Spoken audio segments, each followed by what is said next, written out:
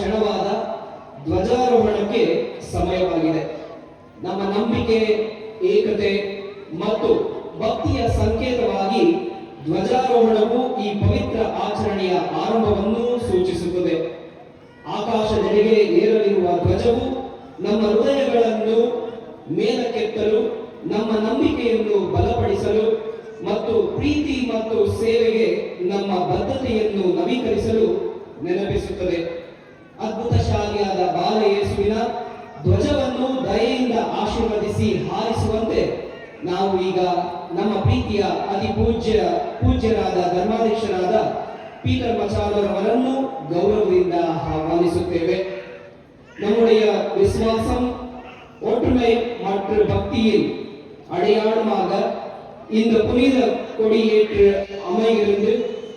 ஏற்றப்படும் கொடி நமது இதயங்களை இறைவனிடம் உயர்த்தவும். இப்பொழுது நம்முடைய பேராயர் மேலாக டாக்டர் பீட்டர் மச்சாடோ அவர்கள் அற்புத குழந்தை இயேசுவின் கொடியை ஆசீர்வதித்து அதை ஏற்று வைப்பார்.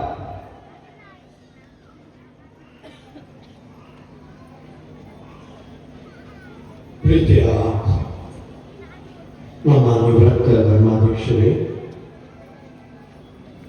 ನಮ್ಮ ಸಹಾಯಕ ಧರ್ಮಾಧ್ಯಕ್ಷರೇ, ಇಲ್ಲಿ ಮುಖ್ಯ ಅತಿಥಿಗಳು ಬಂದಂಥ ನಮ್ಮ ನೆಚ್ಚಿನ ಶಾಸಕ ಹ್ಯಾರಿಸ್ ಅವರೇ,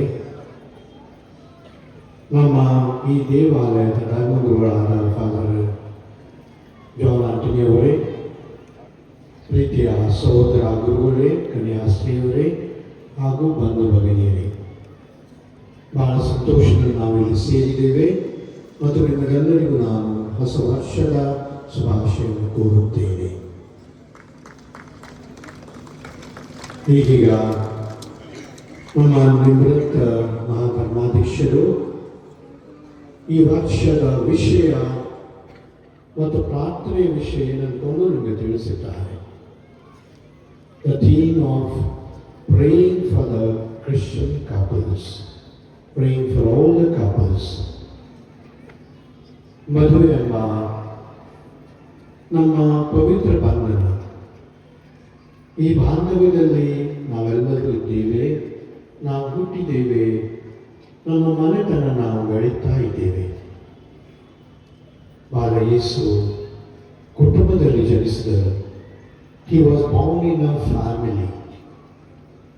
And whatever he experienced in the family. ಅದಕ್ಕಾಗಿ ಇವತ್ತಿನ ದಿವಸ ಹೇಗೆ ಯೇಸು ಕ್ರಿಸ್ತರ ತಂದೆ ತಾಯಿಯವರು, ಮರಿಯಮ್ಮನವರು ಹಾಗೂ ಜೋಸಫರ ಬಗ್ಗೆ ನಾವು ಯೋಚನೆ ಮಾಡಿಕೊಂಡು ಅವರ ಮಾದರಿಯನ್ನು ತಗೊಳ್ಕೊಳ್ತೇವೆ, ಅದೇ ರೀತಿಯಲ್ಲಿ ನಮ್ಮ ಪ್ರತಿಯೊಬ್ಬರ ತಂದೆ ತಾಯಿಯರನ್ನು ಪವಿತ್ರ ದಂಪತಿಗಳನ್ನು ನಾವು ಹೇಳ್ತೇವೆ. ಮದುವೆ ಸಂಸ್ಕಾರ ಒಂದು ಪವಿತ್ರ ಸಂಸ್ಕಾರ. Marriage is a Sacred institution. ಅದಕ್ಕಾಗಿ ನಮ್ಮ ತಂದೆ ತಾಯಿಯವರು ಸರಿ ಇದ್ರೆ ಅಷ್ಟೇ ನಮ್ಮ ಕುಟುಂಬ ಸರಿ ಇರುವುದು. ಮರಳಿದ ಹಾಗೆ ಅದರ ಫಲ ಬರ್ತದಕ್ಕೂ ನಾವು ಹೇಳ್ತೀವಿ. Like a tree, so is the fruit. ಅದಕ್ಕಾಗಿ ದಂಪತಿಗಳು ಸರಿ ಇಲ್ಲದಿದ್ದರೆ ಬಹುಶಃ ನಮ್ಮ ಜೀವನದಲ್ಲಿ ಅಲ್ಲೋಲ ಕಲ್ಲೋಲ ನಾವು ಅನುಭವಿಸಬೇಕಾಗ್ತದೆ. ಇತ್ತೀಚಿನ ದಿವಸದಲ್ಲಿ ನಮ್ಮ ನಿವೃತ್ತ ಧರ್ಮಾಧ್ಯಕ್ಷರು ಹೇಳಿದ ಹಾಗೆ ಹಲವಾರು ಕಡೆ ನಾವು ಮದುವೆಯಲ್ಲಿ ವಿಚ್ಛೇದನ, ಸಮಸ್ಯೆಗಳ ವಿಷಯ ಹಾಗೂ ದುರಂತವನ್ನು ನಾವು ಕೇಳ್ತಾ ಬಂದಿದ್ದೀವಿ. We are listening to the stories of so many failures of marriages. ಅದಕ್ಕಾಗಿ ಪ್ರತಿಯೊಂದು ಕುಟುಂಬದಲ್ಲಿ ಸಮಸ್ಯೆ ಇದ್ದೇ ಇದೆ. There is no family without crisis. ಪ್ರತಿಯೊಂದು ಕುಟುಂಬದಲ್ಲಿ ಸಮಸ್ಯೆ ಇದ್ದೇ ಇರುವುದು. ಬಹುಶಃ ಕೆಲವರಿಗೆ ಅವರ ಆರಂಭದಲ್ಲಿ, ಮದುವೆ ಸಂಸ್ಕಾರದ ಆರಂಭದಲ್ಲಿ, ಕೆಲವರಿಗೆ ತಮ್ಮ ಮಧ್ಯ ವಯಸ್ಸಿನಲ್ಲಿ, ಕೆಲವರಿಗೆ ತಮ್ಮ ಮುದಿ ವಯಸ್ಸಿನಲ್ಲಿ ಸಮಸ್ಯೆ ಬರಬಹುದು. ಸಮಸ್ಯೆ ದೊಡ್ಡಲ್ಲ, ಅದನ್ನು ಬಗೆಹರಿಸುವುದು ಮತ್ತು ದೇವರ ದಯೆಯಿಂದ ನಾವು ಕೂಡ ದೇವರಲ್ಲಿ ವಿಶ್ವಾಸ ಇಟ್ಟುಕೊಂಡು ಮುಂದೆ ಸಾಗುವುದು ಅದು ಮುಖ್ಯ. That is more important. ಅದಕ್ಕಾಗಿ ಇವತ್ತಿನ ದಿವಸ ವಿಶೇಷವಾಗಿ ಮತ್ತು ಈ ಇಡೀ ವರ್ಷ ಹಲವಾರು ಕಾರ್ಯಕ್ರಮಗಳನ್ನು ನಾವು ಹಮ್ಮಿಕೊಂಡು ಬರುವೆವು. ನಮ್ಮ ಕುಟುಂಬದಲ್ಲಿ ಆಗುವಂಥ ವಿಷಯಗಳು ದೇವರಲ್ಲಿ ಪ್ರಾರ್ಥನೆ, ದೇವರಲ್ಲಿ ವಿಶ್ವಾಸ ಮತ್ತು ದೇವರಲ್ಲಿ ನಂಬಿಕೆ ಇಟ್ಟುಕೊಂಡು ನಾವು ಕೂಡ ಮುಂದೆ ಸಾಗೋಣ.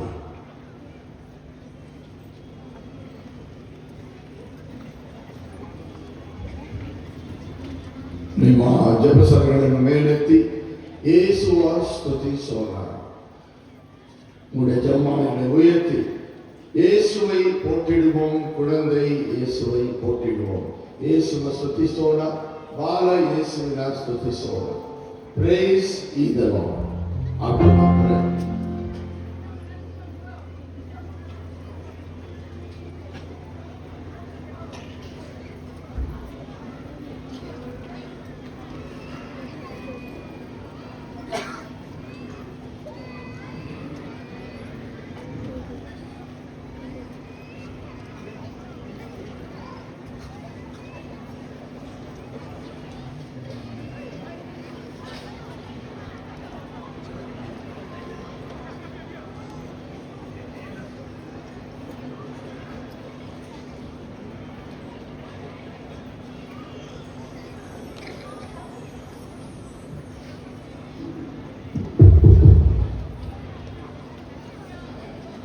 Our help is in the name of the Lord, who made heaven and earth. The Lord be with you. Let us pray. Heavenly Father, maker and lover of all, we ask you to bless this flag, bearing the image of your Son, infant Jesus, and let it always remind us of the faith and love we have for you. It stands for. Help us to work together in peace, so that we may give you glory by our lives. We ask this through Christ our Lord.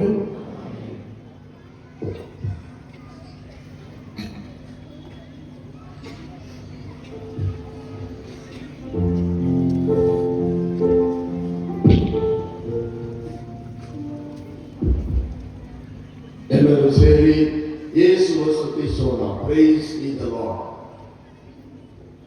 ಯೇಸುವ ಸ್ತುತಿಸೋಣ, ಯೇಸುವ ಸ್ತುತಿಸೋಣ, ಹಲ್ಲೆಲೂಯ. ಯೇಸುವ ಸ್ತುತಿಸೋಣ, ಹಲ್ಲೆಲೂಯ. ಯೇಸುವ ಸ್ತುತಿಸೋಣ. All together. ಯೇಸುವ ಸ್ತುತಿಸೋಣ, ಹಲ್ಲೆಲೂಯ. ಯೇಸುವ ಸ್ತುತಿಸೋಣ, ಹಲ್ಲೆಲೂಯ. ಯೇಸುವ ಸ್ತುತಿಸೋಣ, ಹಲ್ಲೆಲೂಯ. ಯೇಸುವ ಸ್ತುತಿಸೋಣ. ಯೇಸುவை போற்றிடுவோம். ಯೇಸುவை போற்றிடுவோம், ಹಲ್ಲೆಲೂಯ. ಯೇಸುவை போற்றிடுவோம், ஹalleluya. இயேசுவை